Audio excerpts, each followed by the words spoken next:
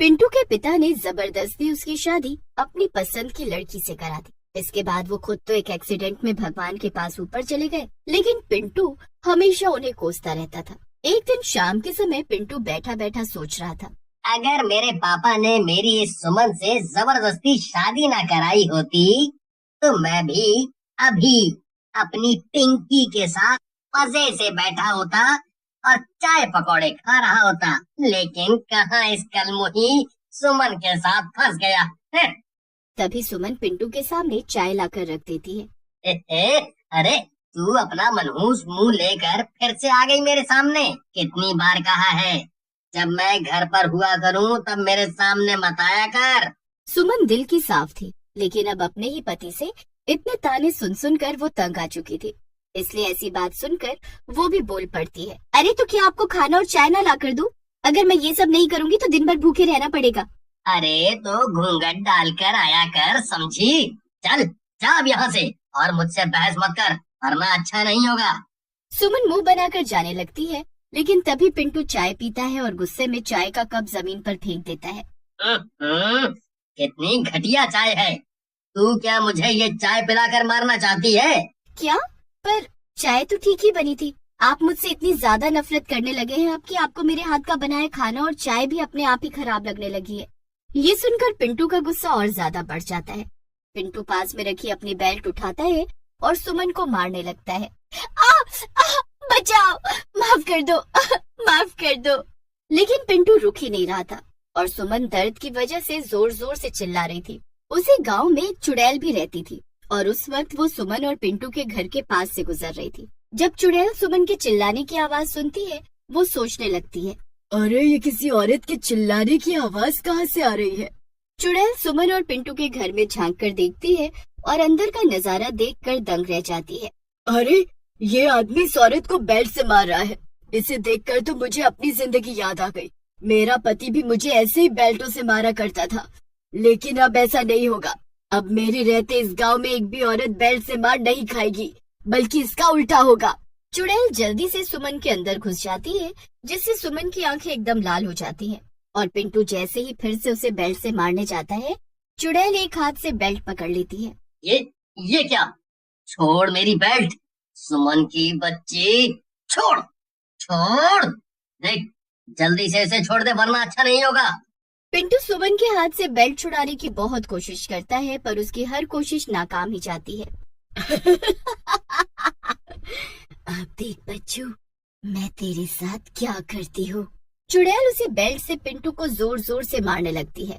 आ, अरे सुमन तू पागल हो गई है क्या? कोई भला अपने पति को बेल्ट से मारता है क्यों? हाँ सही कहा, मारता तो नहीं मगर आज मैं मारूंगी और फिर गांव की सारी औरतें भी अपने अपने पतियों को बेल्टों से मारेंगी। क्या? अरे ये तू क्या कह रही है पागल औरत? पहले मुझे मारना बंद कर, फिर हम बैठकर बात करेंगे। नहीं, मुझे तो तुझसे कोई बात नहीं करनी, तो मैं तो बस तुझे मारूंगी ही। चुड़ैल तब तक पिंटू को मारती है जब तक वो घर छोड़कर भाग नहीं जाता। अब आया ना मजा, इसी तरह गांव के सब आदमियों को मजा चखाऊंगी अब मैं। इसके बाद चुड़ैल एक प्लान बनाती है और फिर सुमन के शरीर में घुसकर वो एक एक करके सभी गांव वालों के घर में जाने लगती है। पड़ोस के घर में बिरजू मजे से सोफे पर बैठा टीवी देख रहा था और उसकी पत्नी शीला पोछा लगा रही थी। अरे सुमन भाभी, आओ आओ, कैसे आना हुआ? और ये आपकी आंखों को क्या हुआ? अरे तूने सुना नहीं था क्या? अभी थोड़ी देर पहले इनके घर से लड़ाई की आवाज आ रही थी। जरूर पिंटू भैया ने ही कुछ किया होगा। बिरजू को हंसता हुआ देखकर चुड़ैल का गुस्सा बढ़ जाता है। वो शीला का हाथ पकड़कर कुछ मंत्र जपती है, ओम भट, और ऐसा बोलते ही शीला चुड़ैल के वश में आ जाती है और उसकी आंखें भी एकदम लाल हो जाती है। ये देखकर बिरजू डर जाता है। अरे ओ सुमन भाभी, ये आपने क्या कर दिया इस शीला के साथ? अभी थोड़ी देर में ही अपने आप पता चल जाएगा बिरजू के बच्चे।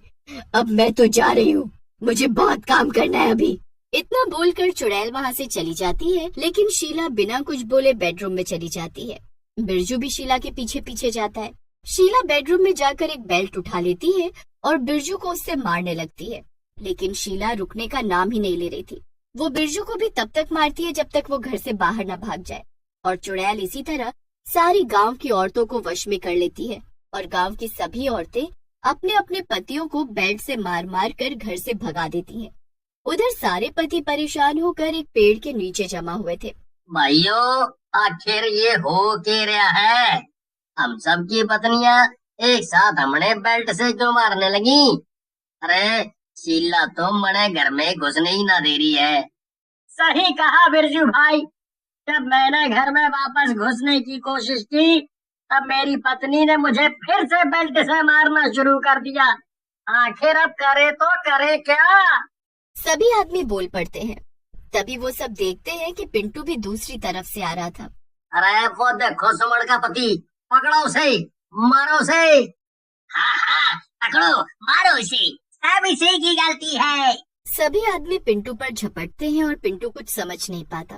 पिंटू, तुम्हारी पत्नी सुमन हम सब के घर आई थी और उसने हमारी पत्नियों पर काला जादू कर दिया है, जिससे वो सब हमें बेल्ट से मारने लगी हैं।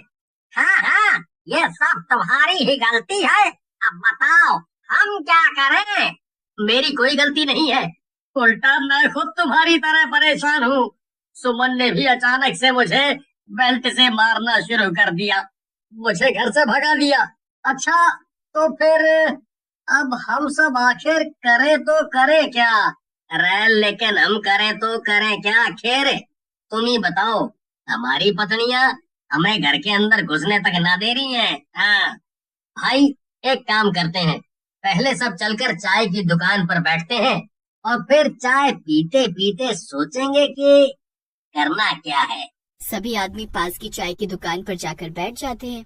तभी एक आदमी हरी बोल पड़ता है। अरे मैं समझ गया, फिर तो ये सब जरूर उस चुड़ैल का काम होगा जो हमारे गांव में भटकती है। अरे उसकी मौत भी उसके पति की वजह से हुई थी। उसका पति अक्सर उसे बेल्ट से मारा करता था और एक दिन वो मर गई। फिर क्या हुआ हरी भैया? अरे फिर वो चुड़ैल बन गई और उसने अपने पति को मार डाला, वो भी बेल्ट का फंदा बनाकर, उसे पंखे से लटका कर। अरे मैं तो कभी अपनी पत्नी को हाथ तक नहीं लगाता था, कितने प्यार से रखता था, फिर भी मुझे बेल्ट खानी पड़ी। सब लोग बात कर ही रहे होते हैं कि तभी वो देखते हैं कि सारी औरतें बेल्ट लेकर अब उनकी ही तरफ चली आ रही थी और सबसे आगे सुमन थी। सुनो औरतों, आज हम सब मिलकर इनको गांव से निकाल देंगे, फिर हम सब आजादी से रहेंगे। सभी औरतें चुड़ैल की ही बात सुनती हैं। अरे लगता है ये हमें गांव से भगाना चाहती हैं। अब मेरे पास एक प्लान है बिरजू और पिंटू भैया, मेरे साथ चलो और बाकी सब लोग गांव के बाहर भागो। सभी लोग ऐसा ही करते हैं। हरी बिरजू और पिंटू को छोड़कर सब गांव के बाहर भागते हैं और हरी पिंटू बिरजू को लेकर उस चुड़ैल के खंडहर घर की तरफ भागता है। अरे पिंटू भाई, ये उस चुड़ैल का घर है, वो मरने से पहले यहीं रहती थी। इसी घर में कहीं उसकी लाश भी दफन है। हमें इस पूरे घर को जला देना चाहिए, इससे उसकी आत्मा को शांति मिल जाएगी। बिरजू और पिंटू मिलकर पूरे घर में तेल डाल देते हैं और फिर हरी घर में आग लगा देता है। जैसे ही घर जलकर राख हो जाता है, वो सब गांव के बाहर भागते हैं। लेकिन तभी घर के जलते ही चुड़ैल भी गायब हो जाती है और उसका जादू भी टूट जाता है। अरे ये सब क्या हो रहा है? हाँ, और हमारे हाथ में बेल्ट। सभी आदमी जो अपनी पत्नियों को मारते थे वो उनसे माफी मांगते हैं और फिर सब अपने अपने घर चले जाते हैं। उस दिन के बाद से उस गांव में एक भी आदमी अपनी पत्नी पर हाथ नहीं उठाता।